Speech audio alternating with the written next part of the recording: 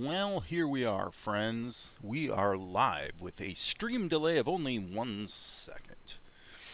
That's the good news. The bad news is I forgot to plug in the webcam, so I'm unfortunately not going to be able to let you look at my pretty face, which is probably not the worst crime I've ever committed. But anyway, okay, so here we have a bit of a picture of Monkey. And if you're new to the party, let me look at the live chat and see if there's anybody here. According to YouTube, we have 1 concurrent viewer, which is an improvement over the 0 concurrent viewers that it showed me a moment ago. So, that is good. Let me see here. Tell you what, I am going to do the following. First of all, I'm going to save this. Let's save all. And let's do, hey Dead Pianist, hey Ajax, hey everybody.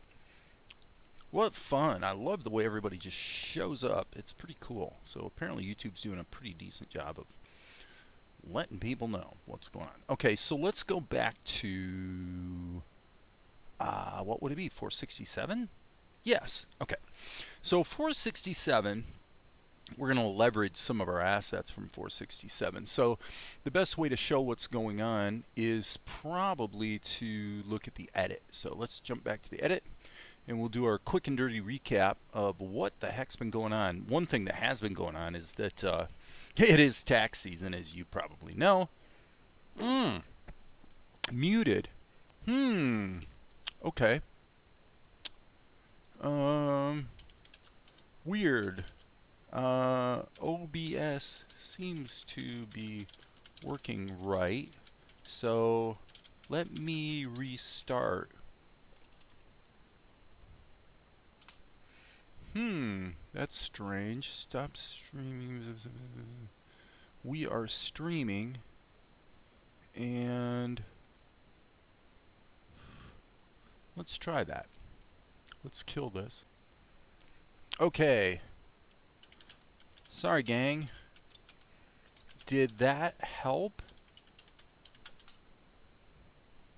Oh. Okay. Okay. Ajax is getting... Oh, okay. So Dead Pianist might have had his own audio muted. So here I am jumping through... You know what, Dead Pianist? Shame on you. That's funny. Okay, so let's go back to where we were. I had mentioned it's tax season, so that's one of many reasons why I've been streaming less. Got my afternoon tasty beverage, which today happens to be a light beer from Miller, which they claim is a fine Pilsner beer. You know, I don't think anyone really knows what Pilsner means. But anyway, so I think we kind of recapped some of this lengthy scene recently. And so it kind of brings us to, here. So Mel's in a bad way. I got to get that purse back. Looks down, there's Monkey. You little rat. Monkey zips in and sees something happy. Look at that. Goodies. Okay, so goodies are always good for Monkey. Okay, so now if we go back here, actually I'm going to stay back here and activate Tahoma. And that way you guys can see the schematics. So the only thing I wanted to say about this particular scene, so here's the scene right here, playing back. So no big deal. But if we look at it in rendered mode, you can see that I use the body highlight plugin, and I blurred his shadow. And again, if we jump back over here, what we see is that the schematic is a hot mess. So the only reason I show that is just to say that Um, kind of the same thing I was saying about Krita in my last live stream is that the latest Tahoma does seem to be pretty spanking from a performance standpoint. One thing I noticed that was almost shocking was that when I rendered, at least after having rendered it once, it's like boom, look at that. I mean that quick. It re-rendered the whole scene. So despite having as I say, a hot mess in the schematic, performance is awesome. So this is, for example, the cast shadow. So I just adjusted the levels of it and then added a blur. I had to completely remap a bunch of the levels because, hey, Pen, welcome to the party. Haven't seen you here before, so welcome. Maybe I should be like other YouTubers and say things like, be sure to hit that subscribe button and ring the bell if you want to be notified, blah, blah, blah, blah. You guys know the routine. So, actually, the interesting thing about this shot is that Monkey is actually in pieces. So I didn't really do it as a puppet animation per se, but I just broke apart the pieces that I knew were going to have to be animated separately. So you see a lot of animation keys here, right? And so because of the way it was broken apart, if I wanted to apply the body highlight plugin, then I had to take all these levels that comprise Monkey and combine them together. So for that, what you do is you use the layer blending over. I believe it was over. I think it was just the over plugin.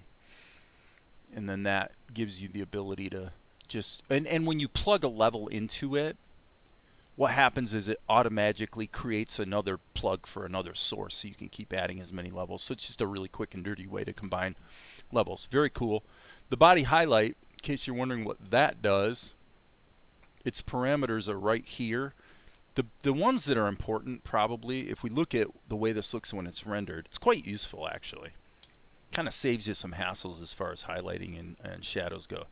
But what it does is it creates this edge light around your character. So makes your life a little easier because you don't have to animate it. It's just kind of automatic. But over here, the salient, actually I should probably stay here and just drag this in here. Okay, so the salient characteristics would probably be transparency, because if it's maximally transparent, obviously you can't see it, and if it's minimally transparent, it's real bright. Okay. And then you can just adjust the X and Y positionings to dial in how aggressive you want it to be. So if I change this number, for example, to 18, you can see you get a lot more of a shadow bleeding over. So I won't get into the technicalities of how they calculate that body highlight, but again, quite useful. Okay, so what are we doing today? I wanted to mention another thing too, by the way. Let's create a new scene here. And we're going to discard the changes because I didn't actually make any changes to this. So one of the things I'm pretty big on is creating assets in, well, I mean, I do a lot of animation in Krita, so it's nice to be able to take assets and literally just cut and paste them from Krita into Tahoma. Which, by the way, you cannot do if you're using OpenToonz. It has to be Tahoma2d, which is a fork of OpenToonz, because the cut and paste capability is absent in OpenToonz. But one of the things I wanted to mention was that if you're dealing with a really big canvas, okay, so let's just, as an example, let's just draw a bunch of stuff. Okay, if you have a really big canvas, and I'm using my paint here,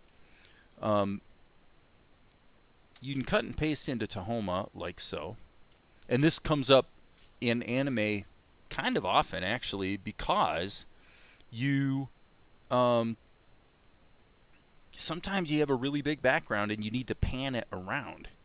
Okay, so now for some reason, just now, it did not cut and paste. That doesn't happen very often.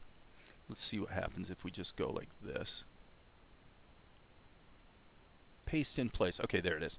Okay, so why did I bring this up? Well, the reality is that once you start painting something really, really big, and by the way, I like my paint just because it has an infinite canvas. So let's just kind of, let's pretend we're drawing some wonderful trees that are on an island somewhere, okay? So I'll actually try to make this look not 100% stupid, okay? So, okay, so this is going to be a palm tree. And let's just say that my level of detail was such that actually, well, if I hit F12, this is actual size. So as you can see, we're talking about something where you very well might be, if you're gonna zoom in on this tree to a single coconut, which could happen. Okay, so let's just kind of put a coconut in here.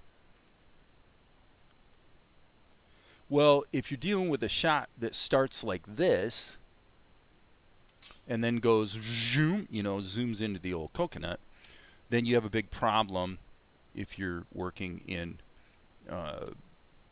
Krita, or if you're working natively in Tahoma, because once you get into a background painting that's that big, everything starts to really fall apart from a performance. It becomes pretty, what's the word, onerous perhaps? It becomes really clunky really fast, because Krita actually does not do that well with larger than HD imagery once the layers start piling up. However, my paint does great, and again, my paint has an infinite canvas, so as big as an area as you want to paint, that's what gets cut and pasted in. And then if you have to pile up some layers and really get into some hardcore painting, my recommendation is take a real hard look at GIMP, because frankly, other than animation stuff, there's not much you can do in Krita that you can't do in GIMP, and GIMP is like Photoshop in the sense that it's really, really performant with extremely large files. Okay, so let's look at what happens here if we cut and paste into Tahoma. Okay. Waiting for it to paste. Waiting for it to... Okay, that's kind of interesting. Yeah, I guess it's scaled. I want to check something here. This is interesting. I'm going to go like this and paint a really obnoxious ground in here. Stupid looking, right? Okay, and the reason I'm doing that is I want to check my cutting and pasting again. I want to check something. I want to see if Tahoma is actually scaling it. So I'm going to hit Control V. And now what Tahoma is going to do is ask me, do I want to paste in place or do I want to paste it as a new level, which is pretty useful. Now because it's big, Tahoma's kind of having to choke a bit while it thinks about, well, do I really want you to paste in an image that big or not? Okay, if I create a new level, what I'm pasting in will not be added to this level strip. If I paste in place on this separate cell, then it will be. So that's what I want to do. Okay, so now this is kind of interesting. I haven't really seen this before. What is happening, which I get level. I want to just check this out.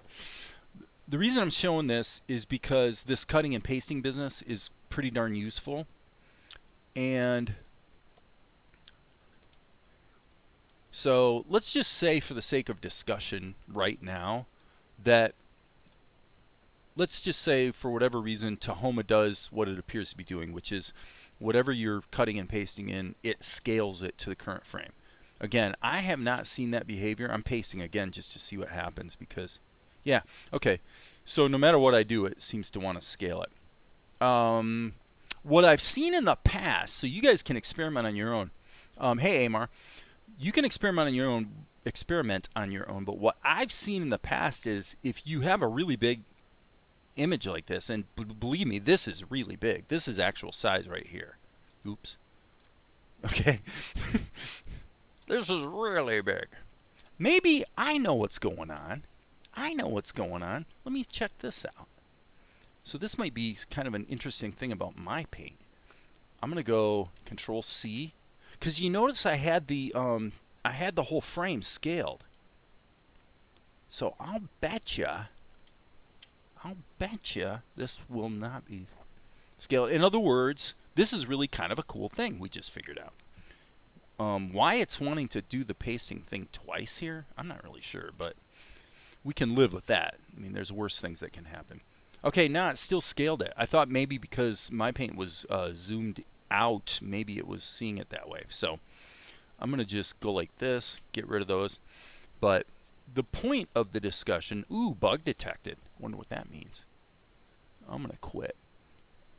The important, salient point is that normally when you paste in a really big image into Tahoma, it gets cropped off to the size of the current frame. Okay, so to be clear, I've never seen it actually scale it to fit in the frame ever before. That's never happened as far as I can tell.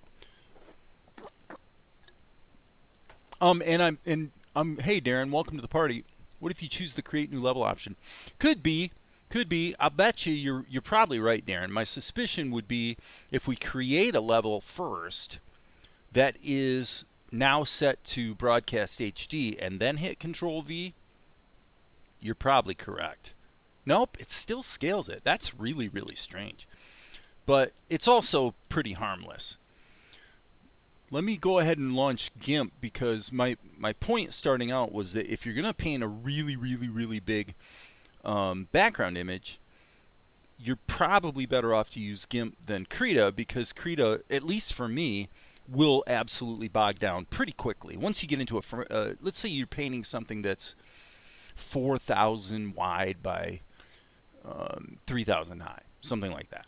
You know, Krita gets pukey in a hurry, whereas by contrast, GIMP tends not to. Tends to be pretty in fact, I'm actually, while I'm here and I'm fiddling around with it, I'm going to check a couple other things here that are kind of interesting. Create it from the clipboard. Let's see what happens. Okay, so this is actually the image that was on the clipboard from my paint, and as you can see here, it is 18,000 pixels wide. Okay, so now this is a great case study. Krita would never survive. Would never, ever be able to cope with this. All right, so I'm going to hit my B key, and then I've got a little magic thing that lets me expand my brushes with the F key. And as you can see, real-time painting in GIMP with an animated brush is just as performant as if, you know, as if it were a small image, right? And so now if I hit let's do Control A and then Control C. Now let's see what happens if we go over to Tahoma. I'm curious. I don't think this is going to scale. I'll be amazed if it does. But if it does, again, it'd be something I've never seen it do before. It's always cropped it in the past. Okay, so Tahoma actually apparently chokes on images that are that big, which is understandable because that's a pretty big image. No, it appears to be GIMP that puked. Okay. So there's nothing to paste. That means I can't demonstrate what I was trying to demonstrate here. If you've got a level already, it does scale it. Well, okay. But this, okay, there's nothing to paste. So unfortunately, we've got to sort of start from scratch here if we want to fiddle around with this. And what I'm going to do is I'm going to zoom way out here in my paint, way out, and I'm going to draw a really big shape. Okay, just because I want it to be big. I'm going to hit Control C and jump over here and just hit Control V and see what happens. If it scales it, I have to say it's bizarre because I've not only never seen that before, but I've not only, yeah, there we go. That's the normal behavior. Okay, so what it did was it took what I drew in my paint and it scaled, or it cropped it. Didn't scale it. Okay, so to Darren's point, let's ask this question. What if we paste it here in this level? Now it should ask if we want to paste in place, and it does scale it. Okay, so we've learned something new that is actually quite useful. So let's just log that in the old memory banks. If you have a level in place of a given size, Tahoma cutting and pasting will actually scale it in. If you don't, it'll crop it. Now the question becomes one of performance. Okay, in this case, if this were in fact a background image, and I say, well, okay, but I want this to be really big, here's what you do. You take the level, and I don't believe you grab the header like this. You grab the actual cell. Okay, and now you go here, and you go to your canvas size. No. Yes, that is right. And I'm just going to change this to some really big number. Okay, so let's go 4,000 by 2,500 and resize it. Okay, so what Tahoma just did, as you can see, okay, that's actually showing incorrectly. I bet you. Okay, there we go. Okay, so this is the actual size of the image now. If I want to paste it, that's not really a word, but the word would be hit the S key and then hit Control V. Okay, so now it's obviously the drawing in my paint was still too big, but as you can see, it did paste it in. And now we have this really, really big image, right? Okay. So again, getting back to what was the whole point here. The point is that Tahoma is really, really performant with large images too. So the real world use case would be to have a background image that you're panning around like this, and then your action's taking place over top of it. So to just put this discussion to bed, I would say, number one, be aware of what the nuances of cutting and pasting into Tahoma are. And number two, you probably don't want to do your painting in Tahoma. I mean, you could. I could come in here and, you know, start painting away. Sorry, I need to hit the B key. Right? But I will tell you that Tahoma is going to be choking as well as far as performance goes. Once you start getting really large. Plus, there's not really good tools for like selecting and layering and all that sort of stuff. So my basic advice would be do your really big background paintings in GIMP or My Paint. For me, it'd probably be both. And then jump over to Tahoma and rejoice in the fact that clearly actually working with really large background images is very performant in Tahoma, which is great to know. All right, so let's go back to work. We're going to discard our changes here because now we want to get into something that's actually a real job as opposed to just doodling around. Why you stopped streaming? As far as I know, I am still streaming. Am I not streaming, guys?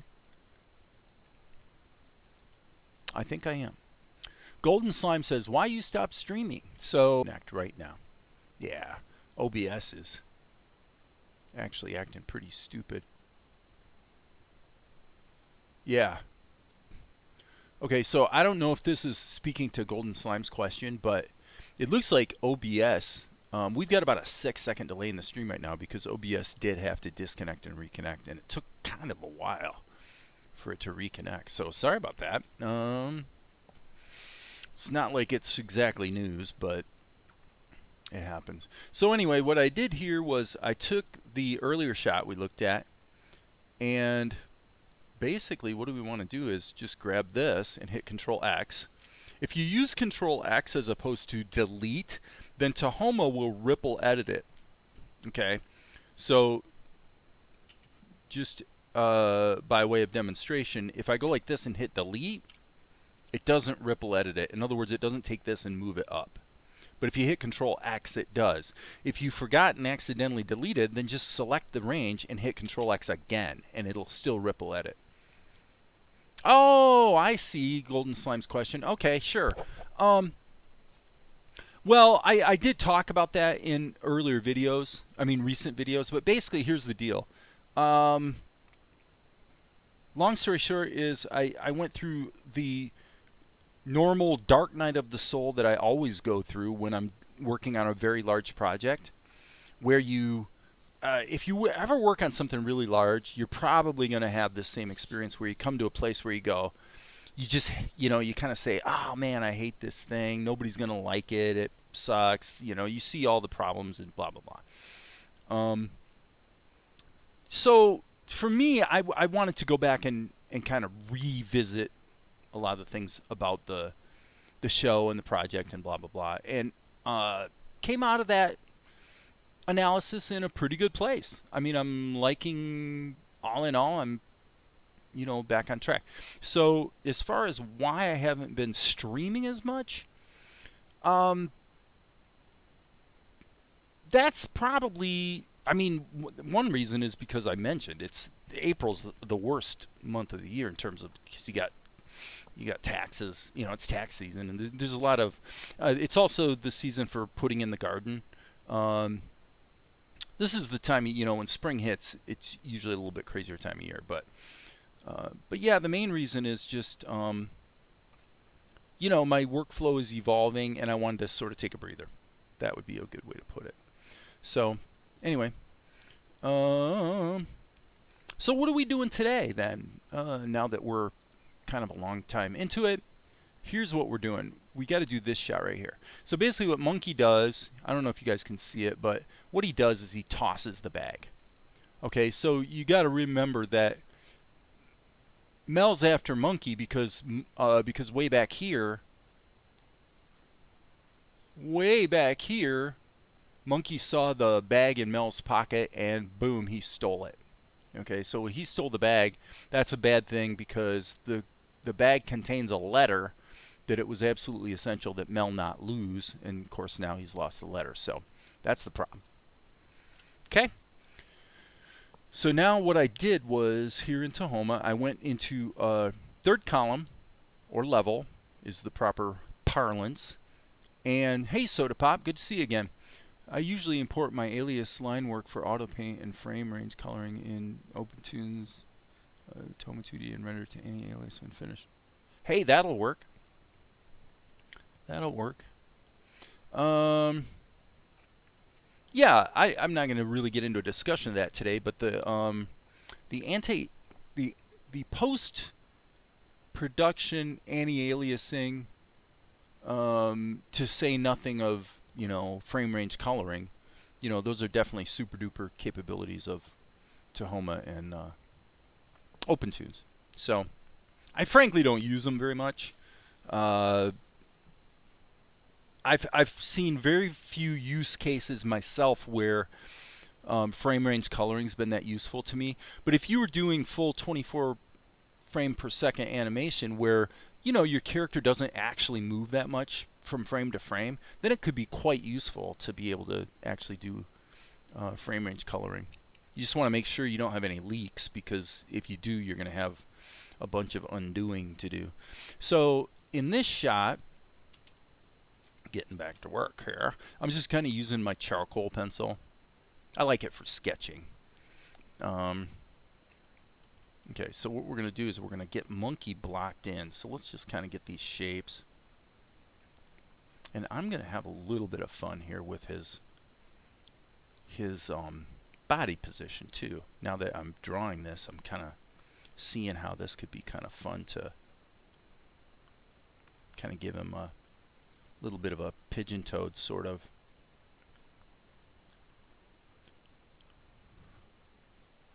Okay, not too bad. Okay, so now in the previous shot, let's just kind of, in the previous shot, he's holding the bag. Now that's not really right. It would actually, we're kind of, the camera's looking up, so it'd be stupid to see the top of the bag. Okay. I'm going to check my previous shot. Hey, animation and game development practice. It's good to see you again. I think this is your second time poking around on this live stream. Okay. So I want to just kind of have this. Yeah, that'll work. That'll work. Oh, by the way, you guys.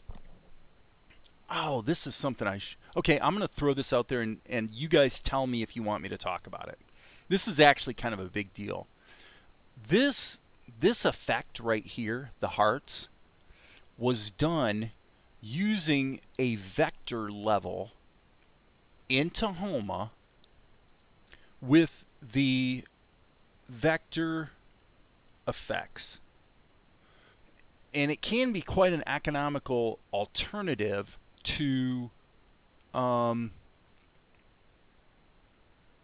quite an economical alternative to getting into like particle systems and things like that. So if you guys want me to talk about how that's done or how that's used, the biggest thing I learned was how do you add your own like particle or, you know, effects to the collection of available effects, because the hearts aren't part of Tahoma. I added those myself. So if you guys are wanting to, hey Maria, hey Dirt. So if you guys want me to talk about how you use a vector level to create these kind of quick and dirty particle effects, if you will, for lack of a better term, say so. Otherwise, I'm just going to keep working on the shot at hand, okay? Whoops. I did not mean to just turn that into a vector effect. So I need to turn that back off and go back to raster charcoal. Okay.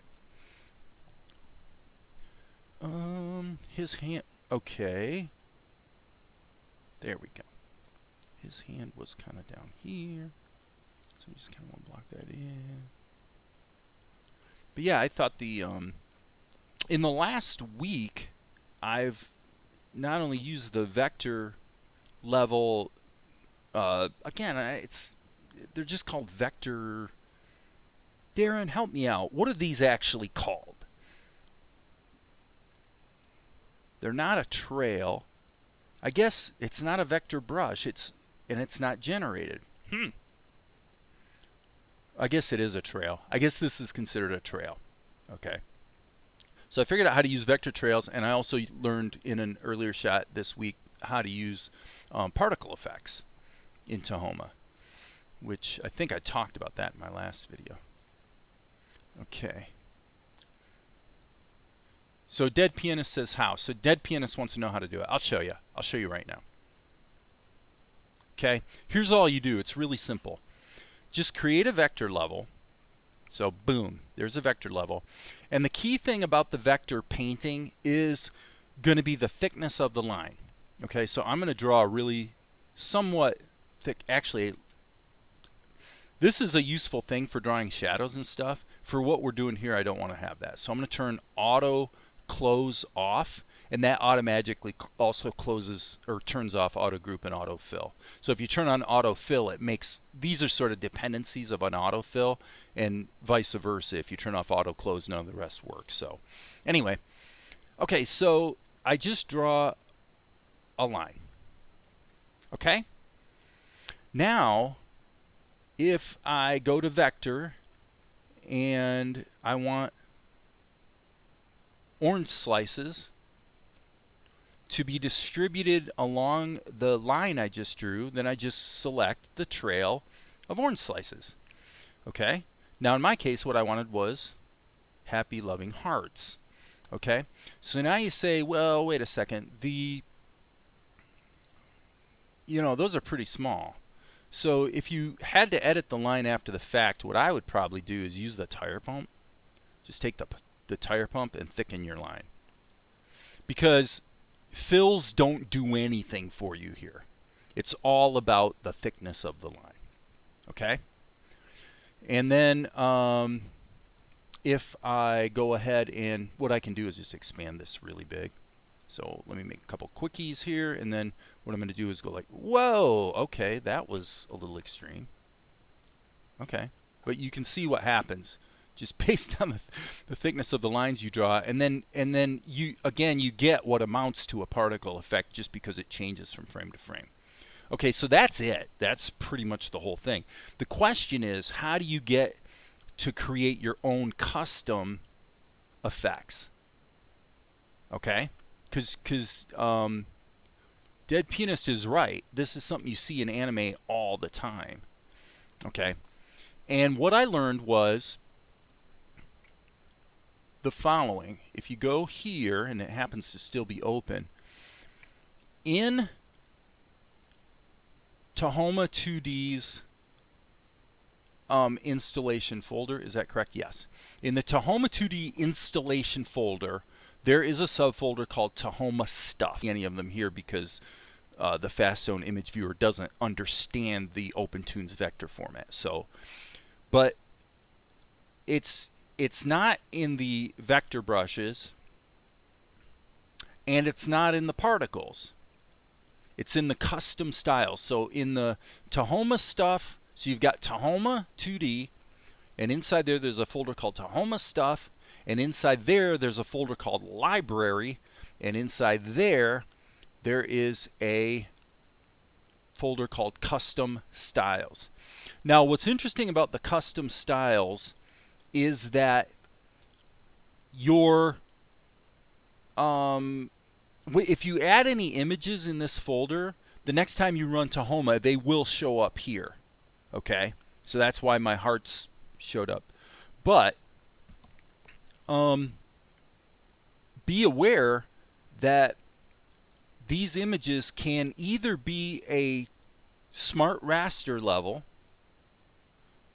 or they can be just plain old ping images. I don't know if it'll do it with JPEGs because obviously they don't have transparency, but and I'm pretty sure that these can also be derived from a vector level, so you could actually save a PLI file. Let's look at the actual files here, and bear with me half a second. Okay, so I'm going to look at in my apps folder here and go Tahoma2d, Tahoma Stuff, Library, Custom Styles.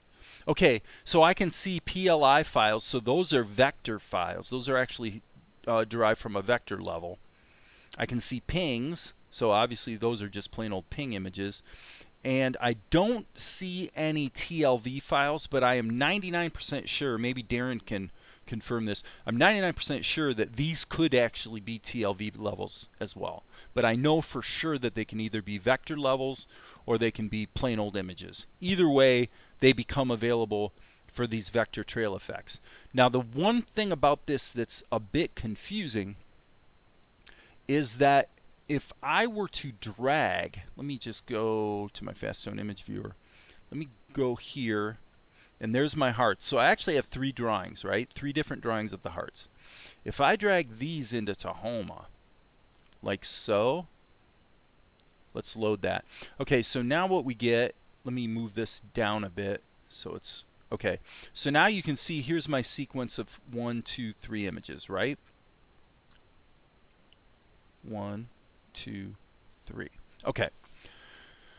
And again, I'm inviting Darren to weigh in on this. This is an interesting question. As far as I can tell, there is really no mechanism to cause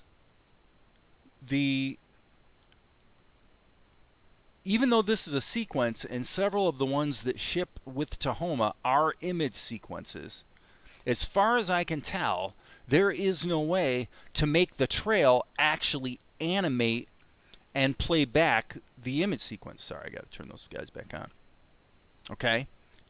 So what makes it change is actually the change in the vector that the images are being mapped along.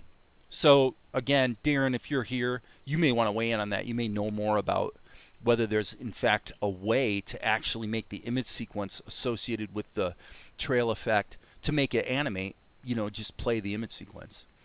As far as I could figure out, that's not possible. So what you have to do is just draw another shape, and for every shape you draw, you get a little different variant. And by the way, this is important. If you draw left to right, your images will be facing in the correct orientation. If you draw right to left, they will be flipped upside down, which means that you can do this. And you can actually make them go, let's see, left to right, I believe they'd be facing in, or no, facing out, and right to left, I'm sorry, dyslexia moment, would make them face in. So, and then, of course, what you can also do is animate it, like, you know, take the position or the rotation and actually animate it like this, like that, so that you get this going on, right?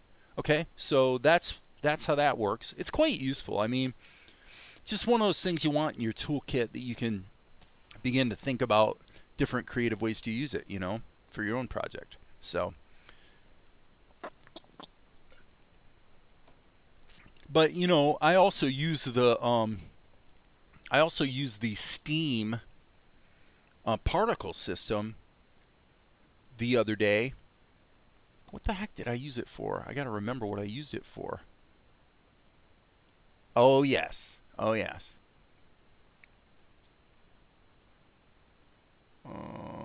Bird flock. Okay, yeah. So back here,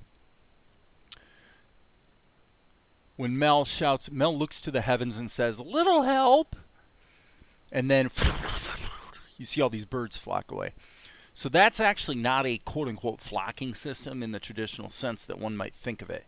That's actually a Tahoma2d particle system, Steam. And I just use Steam because I knew I want the birds to all sort of fly upwards in the same rough direction and then just disperse over time. So I figured, well, and then I actually animated its transparency so it just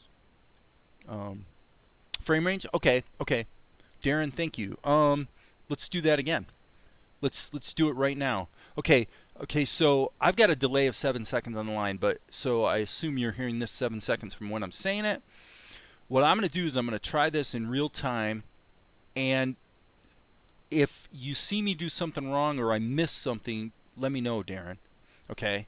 So here's what I'm going to do. I'm going to set this a little lower, but I'm going to go like this, and then I'm going to go over here to vector, and I'm going to click there. Okay, so now just to make it easier to see, I'm going to use my tire pump again and just kind of grow this up. And by the way, this is a great example of another thing you can do. I mean, look at that. You could actually, boy, this would be interesting. I'm going to go ahead and do it this way, just because I'm feeling. Okay, I got to do one thing at a time. Draw a line or a dot on frame 1, and then move to your last frame and draw again, and it should animate over those frames. Okay. So a line or a dot on frame 1, then move to your last frame. Oh, okay, I think I see what you mean. And then draw something else, and it should animate over those frames.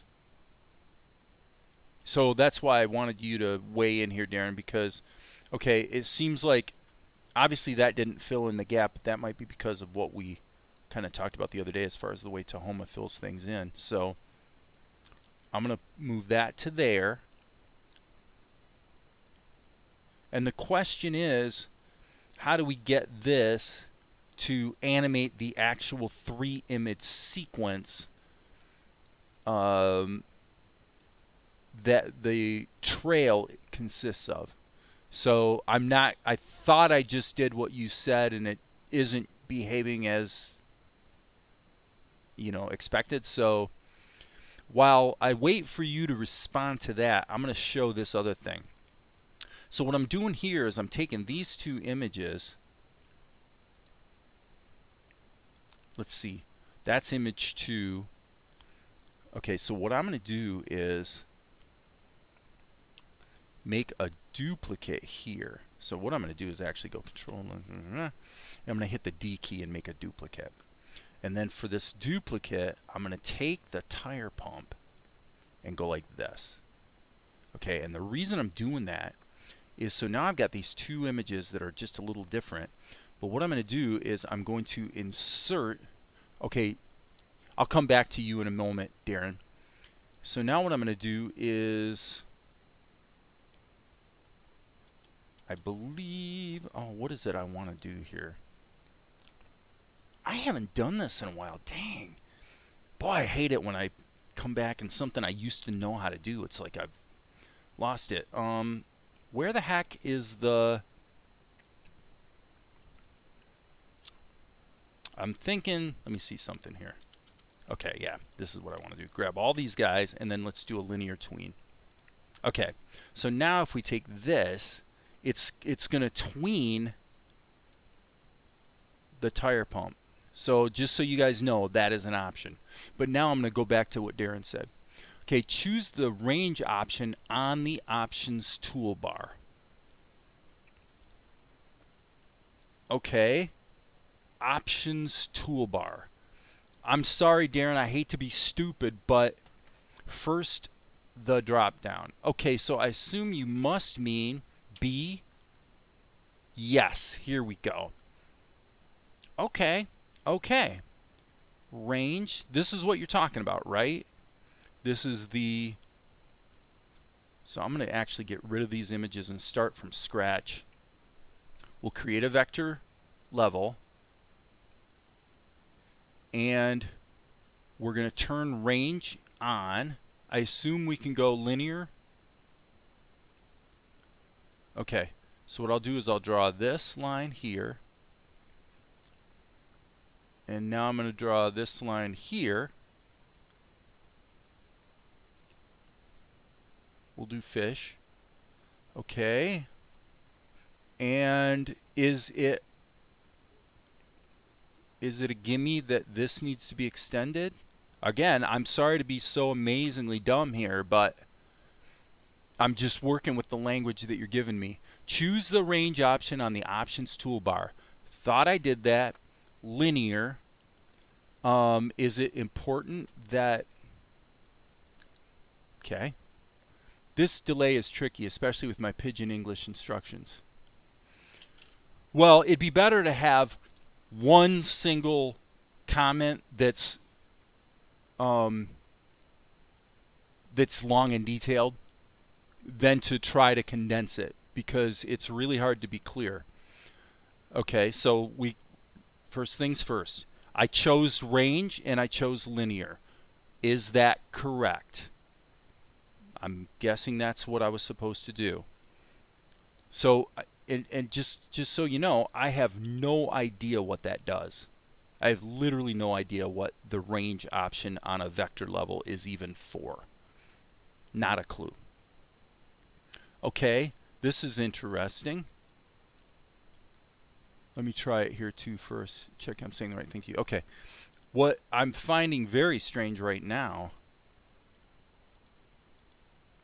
is that the third image I drew does not have the particle effect. Now it does. Okay, so that's just a Tahoma thing. Okay, so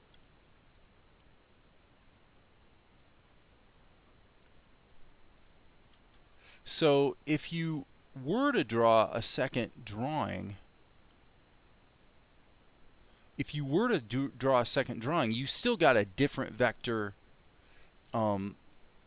You've got a different vector line. So either way, you're introducing a change because it's a different vector line. So that doesn't really address the matter of how do you get the image sequence it's baked into, which here we've got a 3 image sequence.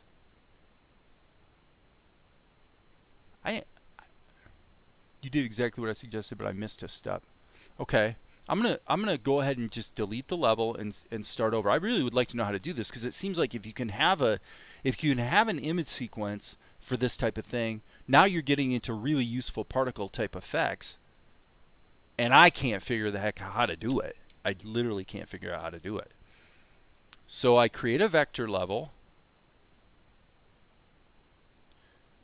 We're going to pick a range. Let's do linear. What is that even for? I mean, why is that there? I have no idea. I'm going to look in the help.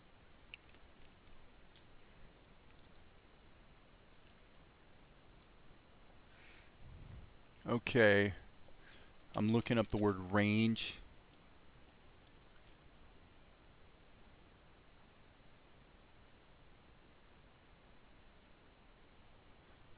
Vector levels.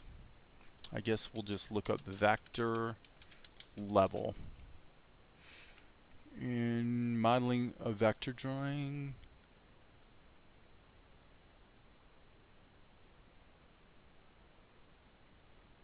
Okay, that's just talking about how to do tweening with vector levels. Alright, going back and checking to see if there's anything. Okay, it's like moving stuff on a curve but using stroke. Yeah, I mean, basically that's what you're trying to do.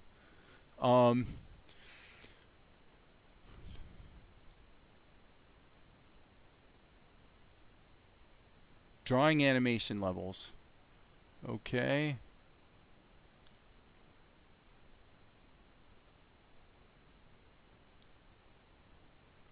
Drawing animation levels. I've spent very little time in the help recently, but I gotta say that I'm not impressed with the organization of it at all. Under drawing animation levels, you'd think the first thing would be, it gives you an overview. I mean, right here is what I'm looking at. Gives you an overview of the types of levels.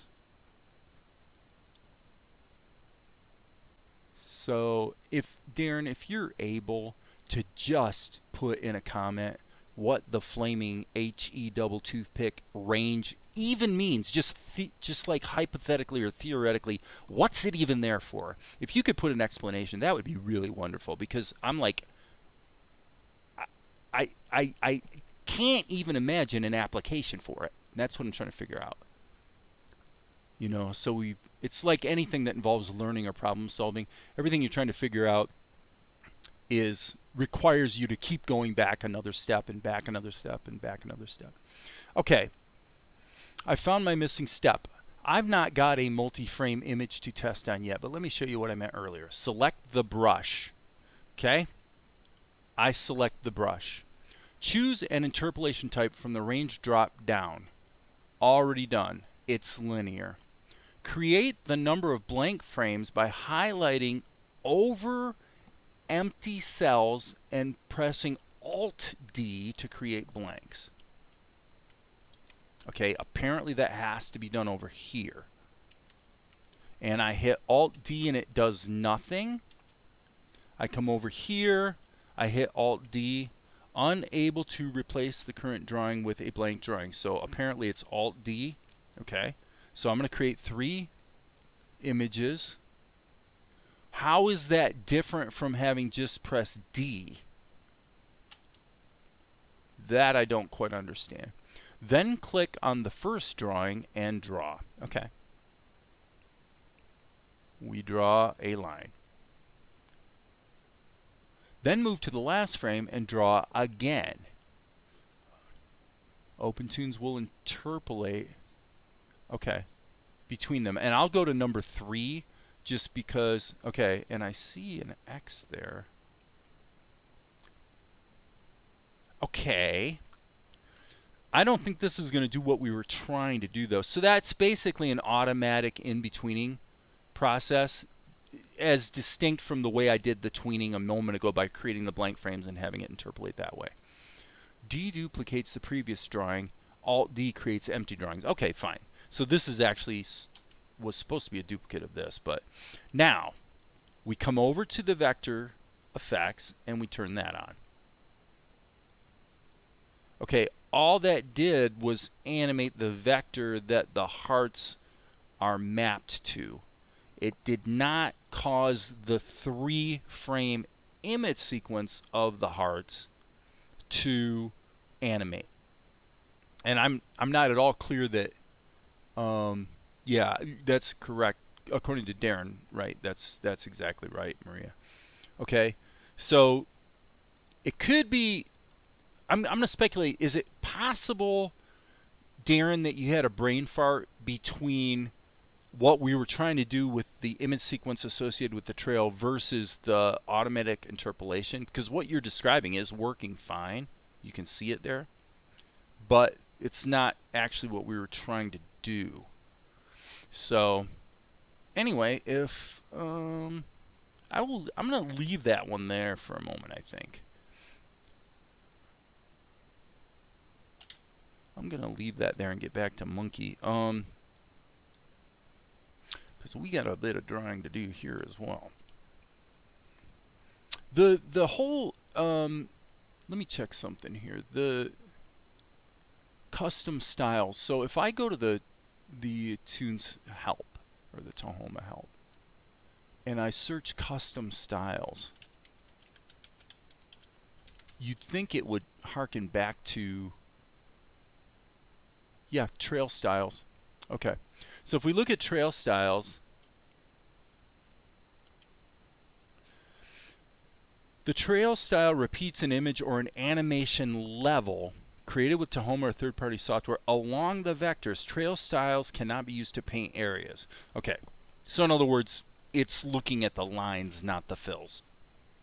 In the trail section on the vector tab, select the image or the animation level you want to use as a style. You can add to the list your own animation levels. That's what I showed how to do earlier.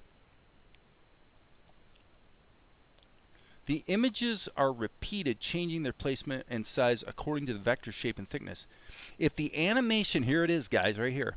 If the animation level contains different drawings, they are repeated cyclically along the vector length. Ah! Okay guys, this is the explanation. Okay, I misunderstood what's supposed to be happening here. So forgive me for that. Okay. So here's what's going on. If the vector trail is, okay, sorry, let me just do that over again. Sorry.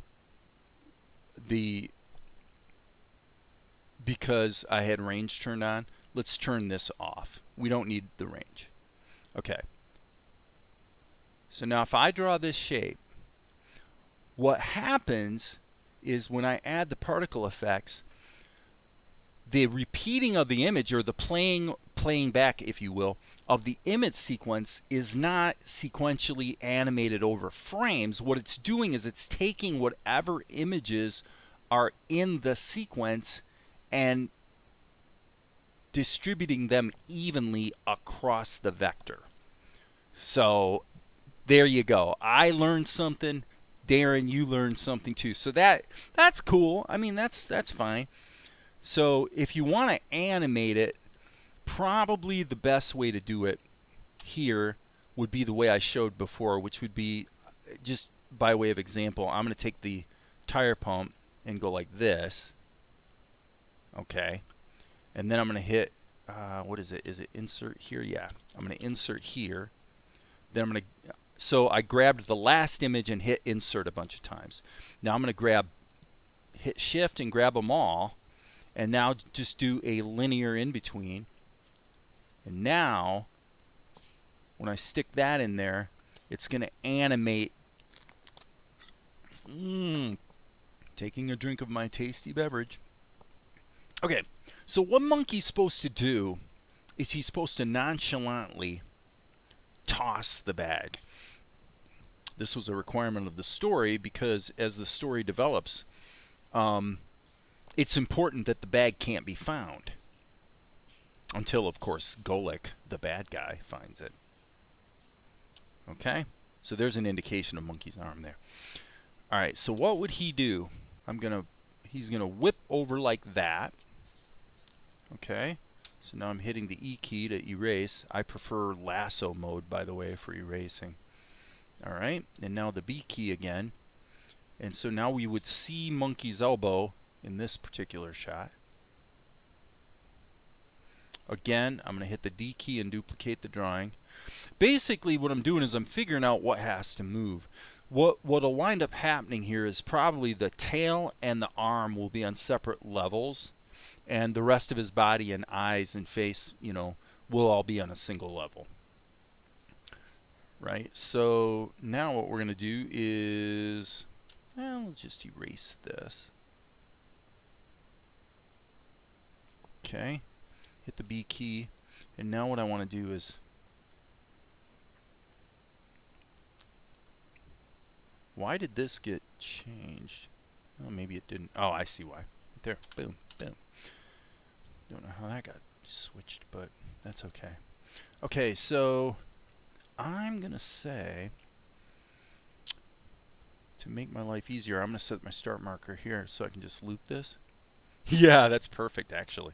Okay, so here what's got to happen is we need to probably have one tween. Remember, it's 8 frames a second, so we have to, the animation has to be pretty snappy. So what I would do here probably is,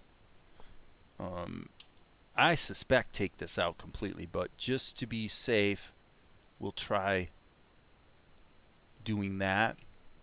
And then we'll just duplicate it again, and now we'll just get rid of it completely. So we'll see what that does in terms of how it feels. So the range won't help. Well, you know, I would say that I'm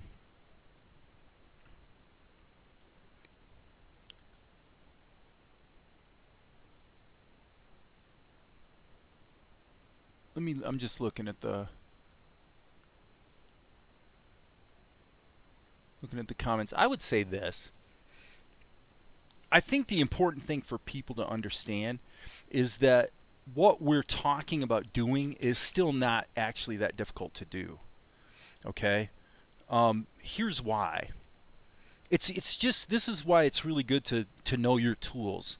Because if we think about it creatively, let's say what we were actually trying to accomplish was to get these 3 images to animate in a loop. Well, to accomplish that,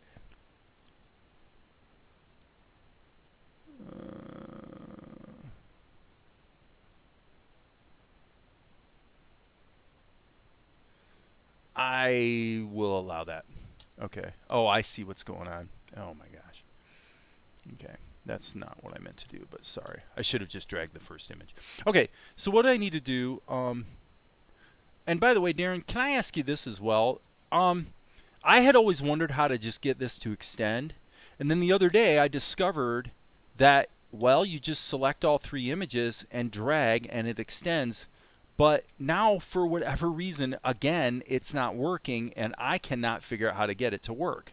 Of course, I could hit Control C, Control V. I can do that. But I thought we figured out that if you grabbed a sequence of images, they cycle. What the heck am I doing wrong? Dang. Okay. Anyway, so let's just go like this. We say, well, this was what we were after. What we were trying to do is get this to happen. Okay? Well, it's not like you can't still... there's a dozen different ways you could animate this, okay? Right? So it's not like you still can't animate it. I bet you there's a way. Okay, so let's look at what's going on with Monkey. Actually, that looks pretty good. I don't like the stretch. I think the stretch is a bit cheeseball. So let's select this. Kind of just pack that back in. Okay, you need to select around the loop. You're kidding. Darren, really? Okay, all right. So this doesn't do it, but this does. Oh my gosh. Okay, that's right. Okay. This actually gets to one of the things people complain about with OpenToonz and Tahoma, which is sometimes people will complain that you can't just grab something and drag it. Okay. Now, if you grab this little edge, maybe you can. Nope. That grabs the whole sequence. Okay, so again, this is something people complain about. But what Darren's saying is, click and drag.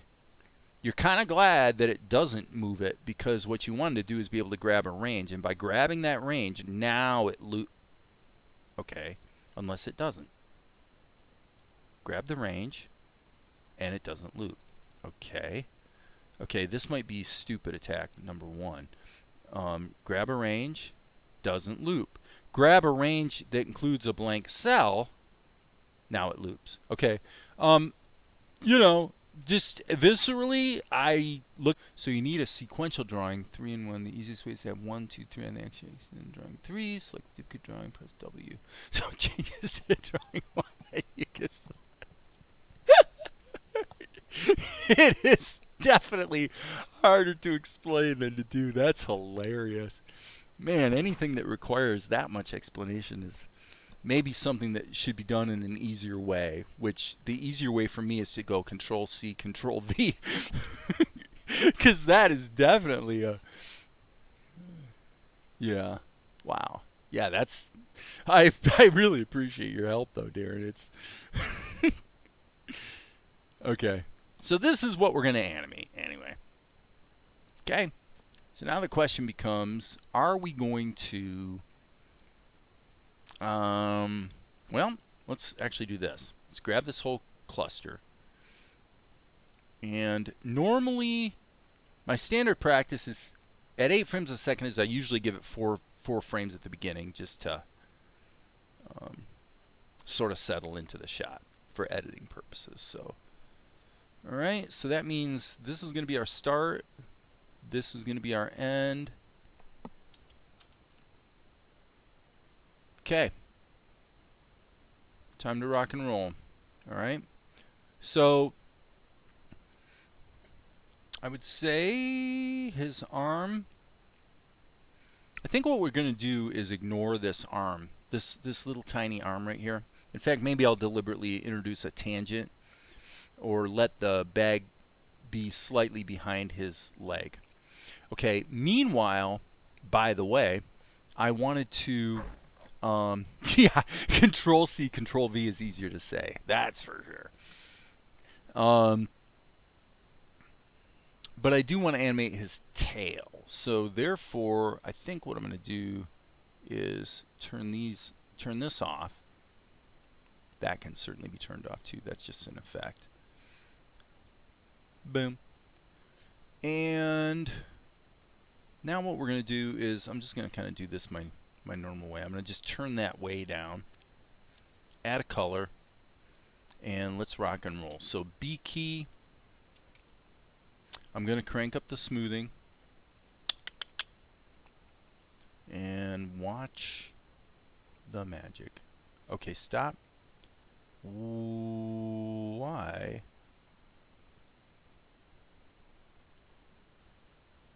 That's interesting. Ah, yes. Because I made it a duplicate of the other. Or I used the plus sign so it applied the same attributes. Sorry. Okay. B key.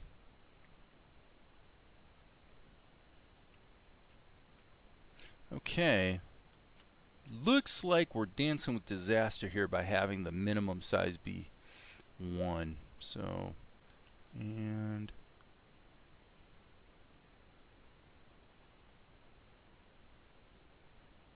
well, it's definitely been a day of learning. Always fun to learn. So, alright, monkey's butt, monkey's leg. Ooh, I got that pretty close. Boom. Monkey's little foot.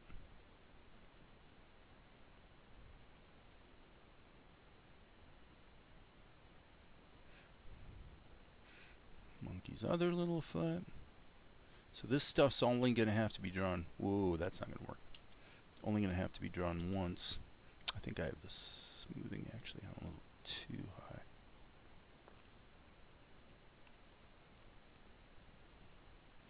Okay. Zoom out a little bit. Actually, N key. It shows me what it's actually going to look like rendered. Boom. Boom. Boom. And boom. Okay. Alrighty then.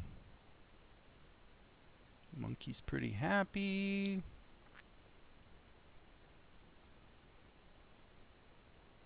Whoops. Didn't like that. So I'm actually kind of feeling like the lines are a little fatter than I prefer, so I'm not sure Maybe I just need to be pushing harder with a size of 1 frame, but I'm sorry, a minimum size of 1 pixel is what I meant to just say. Okay, so let's go ahead and put that in there, and then gotta be in normal mode there, folks. Oh, sorry. Okay, now, yeah, if I want, that is not what I meant to do. Sorry. Okay, hit the B key.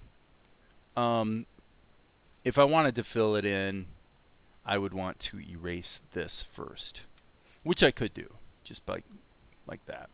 So I find the selective erasing feature to be actually quite useful.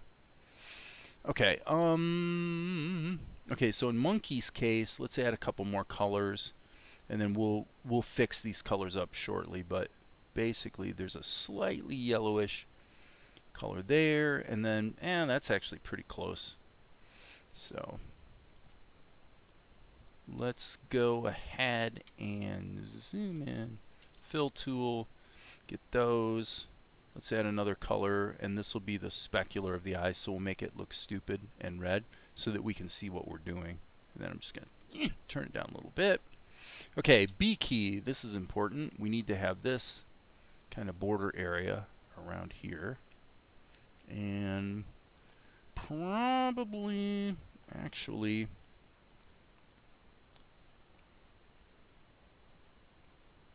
I'm going to say, yeah, we'll go ahead and put a little bit of that in there. Okay, cool. So, zoom out. Looks pretty good. This is a little bit, yeah, probably needs to be slightly lighter and slightly more saturated. This color probably needs to be actually slightly more saturated as well, but tinted just a little bit more towards the yellow. Yeah, there we go. Okay, let's save our work. Okay, we're rocking. Okay, so let's do this. I'll show you a little trick. I am going to add a drawing here. Let's see, let me think about how I want to do this.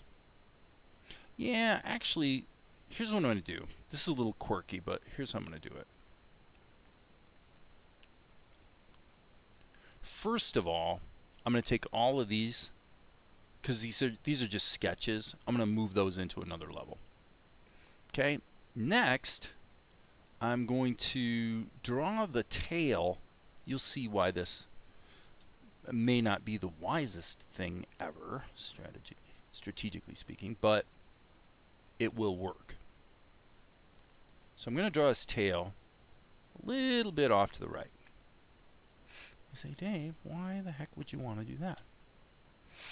Well, so that I can just create another drawing. Let me see something here. Okay, yeah, so it just moves a little bit. Okay. So what I'm going to do is I'm going to create another drawing. I guess Alt-D would be hello. Hello, Alt-D. What am I forgetting? What am I forgetting about Alt-D? Oh, Alt-D only works. Okay. Alt-D actually only works in the X sheet. Didn't know that. Okay, so what I'm going to do is I'm going to grab this, grab that there, grab this one, hit the S key and Control V. Okay, so what that did for me was it simply allowed me to keep all of Monkey in the same level, but yet on different, well, in the same level strip, I should say, the same image sequence, the same TLV file, but yet actually having broken into pieces in the X sheet. So now if I want to tighten that up a bit, what I'll do is just grab everything here and go like that. Now I can also clean it up. The other thing that did for me actually, probably the bigger reason to do it the way I just did it, is that it now the tail level, if you will, has all the same palette and colors because it's actually just part of the same you know, level strip. So for some people that would be an important thing, for others maybe not so much. Okay, so there's that. And then what I was going to do is actually, let's just do the same thing here. Okay, since we're already in the other level and they're overlapping like this, I can go ahead and just trace this on, and then we'll put this on yet another level. Wow, that's a lot of levels, people. Okay.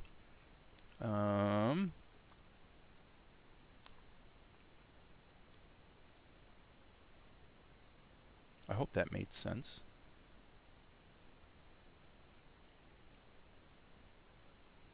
You know, and this is just opinion, by the way. Other people would say this is a silly way to do it. You know, just make, you know, just do your art on separate levels. You know, and there's certainly some merit to that argument. I like trying to keep things compact if I can get away with it. Okay, so what's really interesting now, and suggests that maybe we need to save and or even restart Tahoma, is that we are in this level strip. This is, oh, I see. Okay, forget it. I was trying to erase out of the wrong level. You stupid man. Okay, there we go. Alright, so now I got this, and we can go ahead and hit insert, and we're going to move this there, and we're going to put this here. Okay? Do you see the beauty of it, people? Do you see the beauty?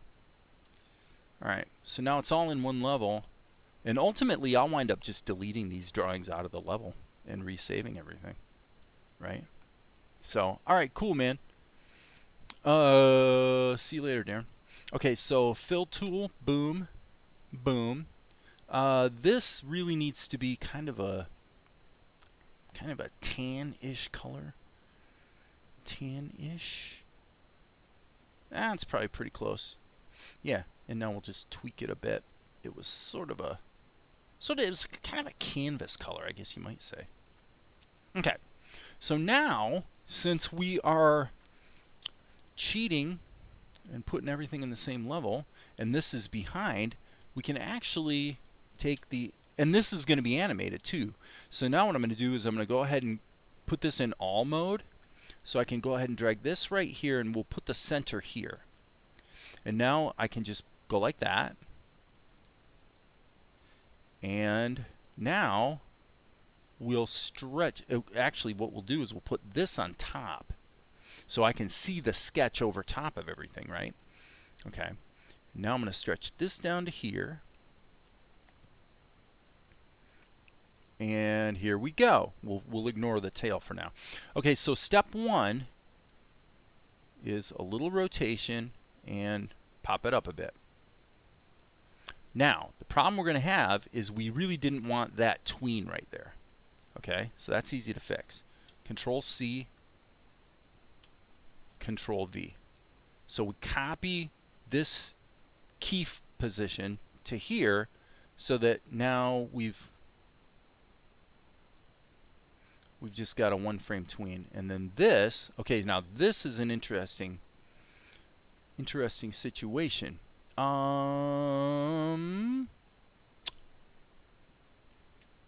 It's an interesting situation because I don't think we have the ability to deal with the Z ordering in kind of the way you might hope here.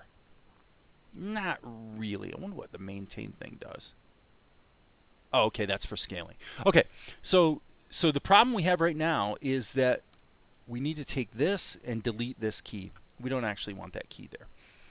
Because what we actually want to do is we want to take this level and continue it over here. Why? Because now it'll be in front. I'm actually kind of glad that those keys transferred. I didn't expect that, actually. So this is going to be here, and now what we're going to do is go like that. And now, for this frame, we're going to have to make a change. We'll go ahead, actually, let's go ahead and animate it. Let's go ahead and drag it over there. But now what we're going to do is just hit the D key. Oh, there it is. And now what we need to do is take the hand out, right? So now I'm going to go like this. Actually, stop. Let me think about this strategically for just a moment. Actually, you know what I'm going to do? Look at this, guys. I'm going to do this two ways. First thing I'm going to do is grab this hand, and I'm going to hit Control C. Now I'm going to come back over here to this drawing, make a duplicate of this, and hit the S key and hit Control V. Okay.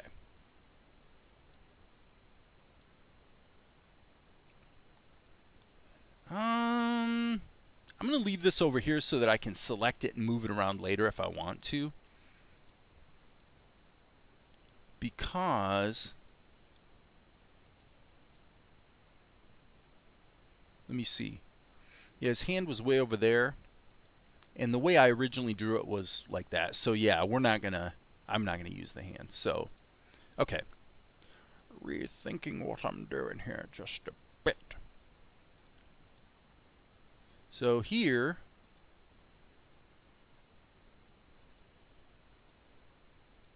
drawing number 10. Boom. Okay, drawing number 10 needs to be modified. So I'm going to just hit the S key, select all these. This way, because my eraser is in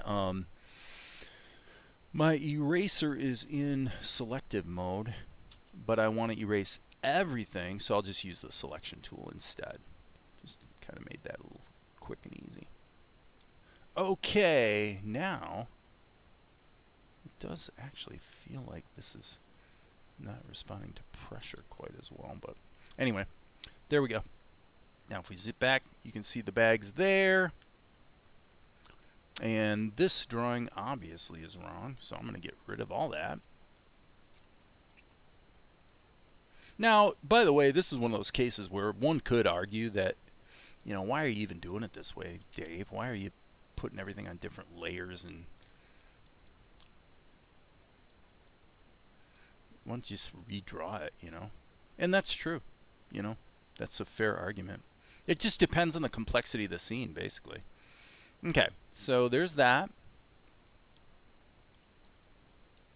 And what we need here is something with the monkey. So I'm going to hit the D key. Or better yet, I've already got the drawing. Let me just go to number 2. So I'm going to hit the W key. Take this. So I guess I will use this after all. I'm going to put it here, and then I'm going to have a second frame where his hand is. Well, no, I guess he really does need his hand to be open, so that's fine. So let's go selection tool, and we'll just put monkey's arm in here. So boom, boom.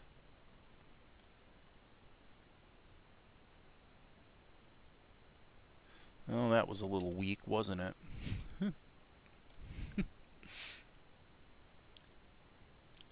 Let's draw that to there. All right, zoom in. Okay, we had a tangent right there with the sketch that's really kind of not a good thing. So tangents are when, like if his hand just happens to, his finger happens to end right at the edge of his ear, that's a bizarre coincidence, right? Generally not a desirable thing to have in your animation. So, okay, so monkey goes broom, broom. Now, question, do we actually in the original sketch, that's pretty much where it ended. He doesn't actually, you know, it's like from a storytelling standpoint, do we really need to see his hand retract from where it is? I don't think so. So therefore, drink of my tasty beverage. Can't believe the stupid OBS, how often it's disconnecting today. Very annoying. Very annoying. Okay. So now the question becomes, what are we doing with this guy's tail? Let's use the plastic tool. By gum and by golly, why not? Okay. So if we're going to use the plastic tool, we can turn this back on, by the way, so we can see what the heck we're doing.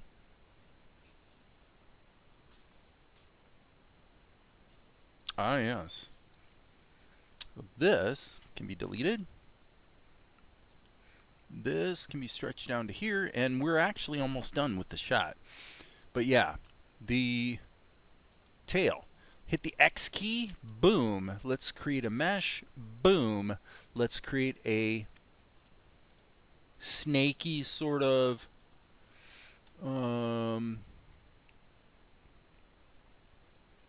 you know, snaky sort of skeleton. Let's put it in animate mode.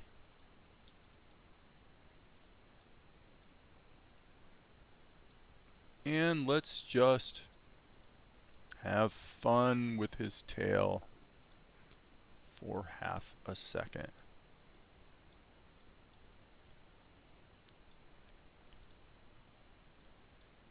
Okay, so I'm whipping it around quite a lot. I think if I hit this, it's going to repeat. Yep, look at that.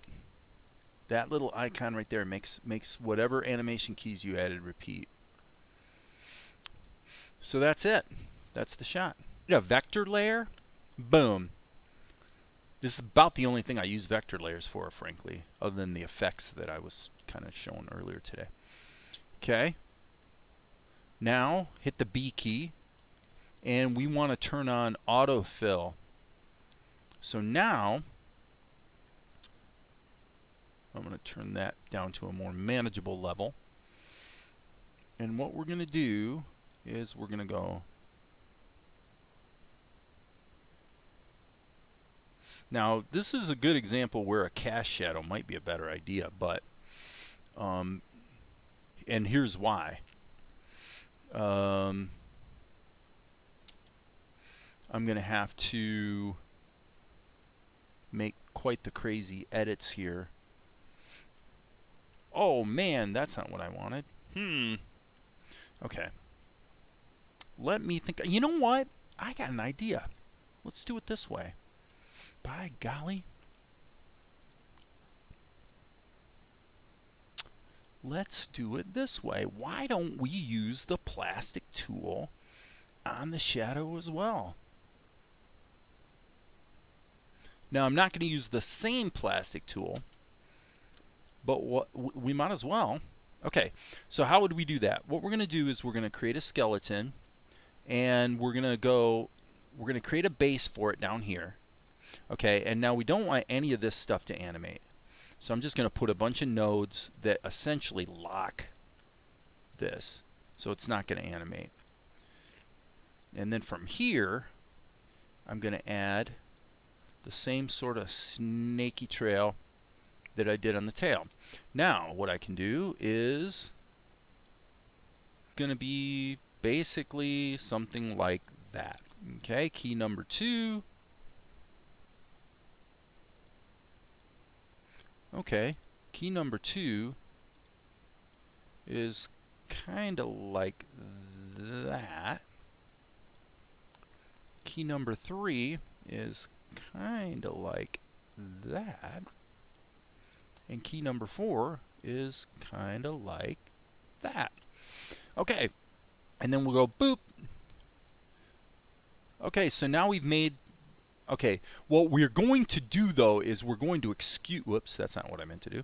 We're going to excuse the fact that we're not going to deal with the shadow in as far as the hand and the bag. I don't think that's important actually.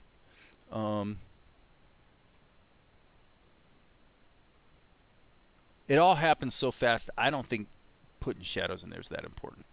Okay, so what I'm going to do is I'm going to take the shadow layer. So now I'm going to hit F3.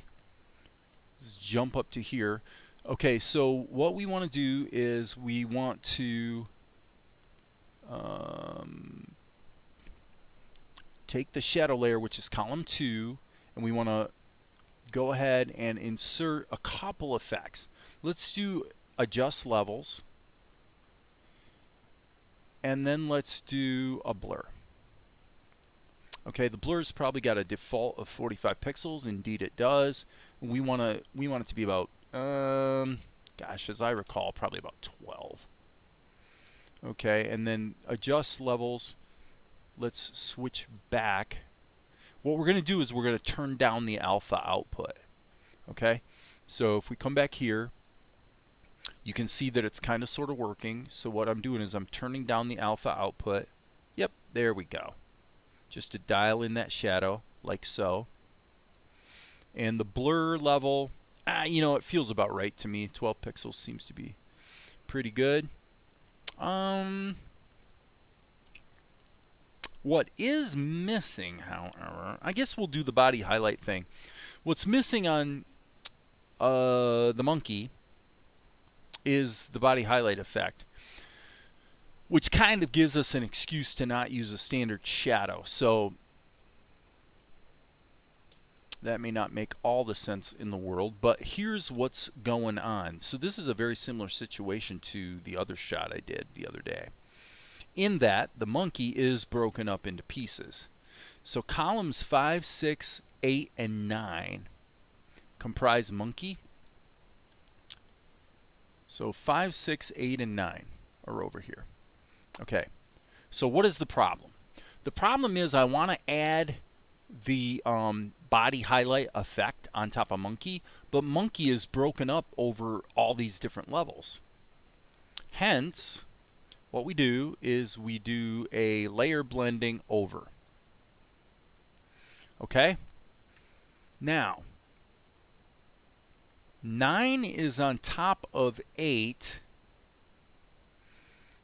which is on top of 6, which is on top of 5. So I'm going to go ahead and remap all those and then just grab these lines and delete them.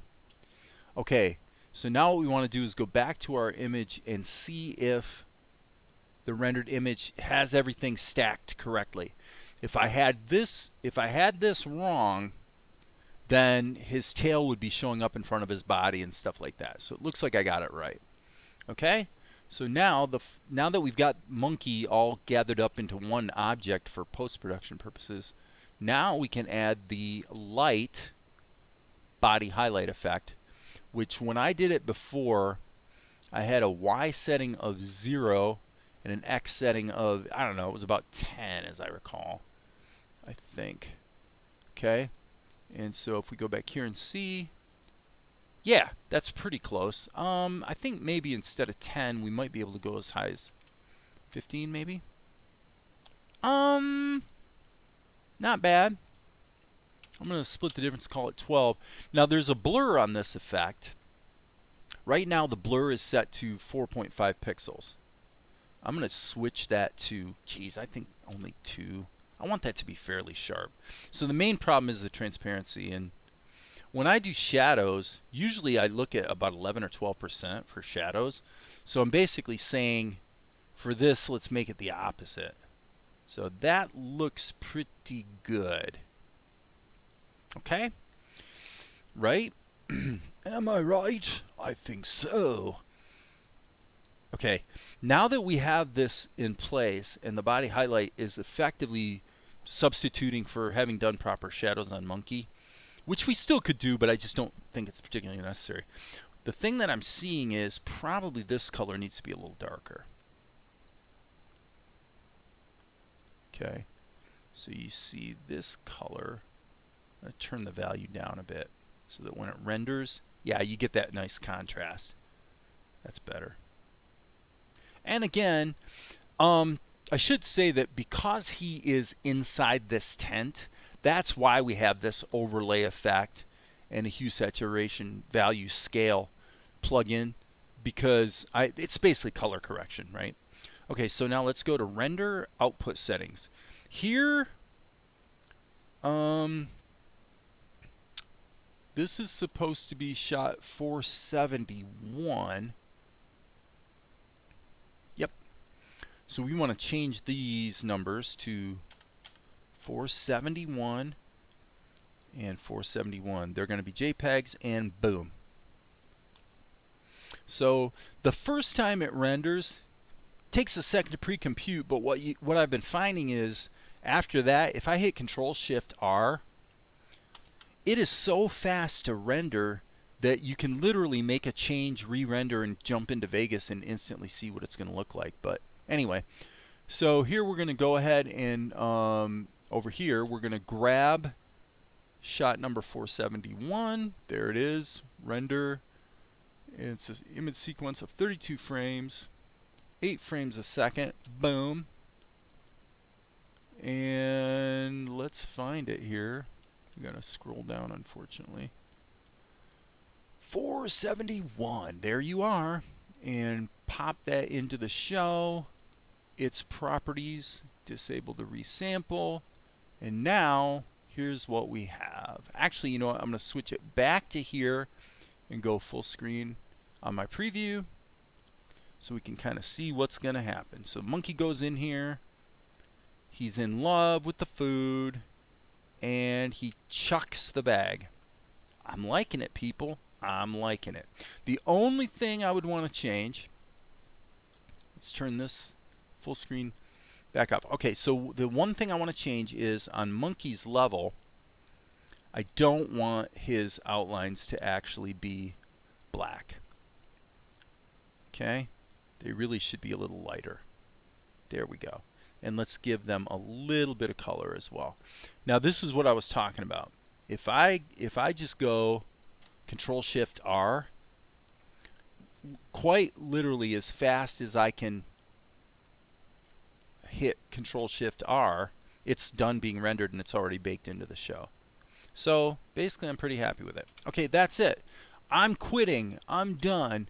I appreciate everybody who's here today. We've been live streaming for almost 2 hours, hour and 40 minutes, and I am ready for a break. So with that, I will say adieu